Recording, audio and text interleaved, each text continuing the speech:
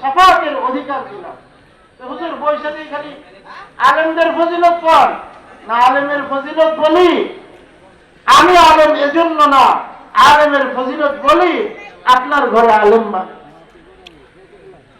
আপনার নাতিকে আলেম বানান, আপনার সন্তানকে আলেম বানান, আপনার ভাই ভাতিজাকে আলেম বানান। এই জন্য বলি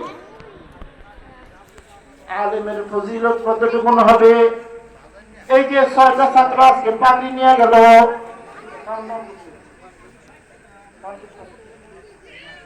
আমরা ঠিক একটু করে বক্তা ছিল।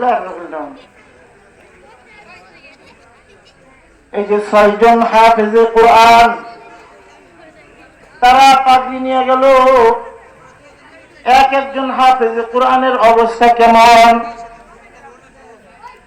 আল্লাহ নবী বলেন, মান ক্বারাআল কুরআন ফাস্তাযহারাহু ফাআহাল্লা হালালাহু ওয়া হাররামা হারামাহু আদখালাহু আল্লাহুল জান্নাহ ওয়া শাফাআহু ফি 'আশারাতিন মিন আহলি বাইতিহি কুল্লুহুম ক্বাদ ওয়াজাবাত লাহুন নার।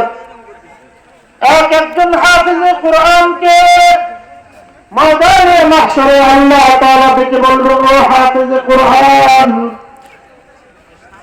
হাফেজে কোরআনদেরকে আল্লাহ বলবেন, ফাআহাল্লা হালালাহু ওয়া হাররামা হারামাহু আদখালাহু আল্লাহুল জান্নাহ। হাফেজে কোরআনকে আল্লাহ তাআলা বিনা হিসাব আল্লাহর জান্নাতের মেহমান বানিয়ে দিবে। আল্লাহু আমিন। শুধু জান্নাতে যাবে তা নয়, وشفعه في 10 من أهل بيته كلهم قد وجبت لهم النار। এক একজন হাফেজে কোরআন কমপক্ষে 10 জন, কমপক্ষে কয়জন? সবাই জোরে বলেন, কমপক্ষে কয়জন?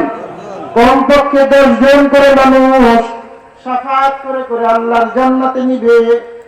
10 জন নিবে, তার মানে এটা না যে 10 জনই সর্বোচ্চ, বরং 10 জন এটা হলো সর্বনিম্ন 10 জন। একজন হাফেজে কোরআনের সর্বনিম্ন পাওয়ার থাকবে কমপক্ষে 10 জন নিবে। যে হাফেজে কোরআনের তাকওয়া যত বেশি হবে, যে হাফেজে কোরআনের ইলম যত বেশি হবে, যে হাফেজে কোরআনের আমল যত বেশি হবে, ওই হাফেজে কোরআন তত বেশি মানুষকে শাফাআত করতে থাকবে। আল্লাহ জুনায়েদ বাবুনগরী নাম শুনছেন না আপনারা? দারুল উলুম মুইনুল ইসলাম হাফেজের মাদ্রাসা শেখ হাফেজ, ওনাকে চিটাগাঙ্গে হাফেজ জুনায়েদ বাবুনগরী বলে।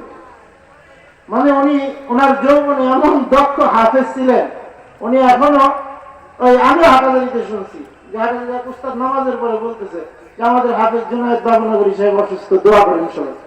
হাফেজ জুনায়েদ বাবুনগরী কেন বলতে? যৌবনে এত দক্ষ হাফেজ ছিলেন, এই কারণে হাফেজ জুনায়েদ বাবুনগরী। কিন্তু উনি তো অনেক আল্লামার উস্তাদ, হাজার আল্লামার উস্তাদ। এই ধরনের হাফেজে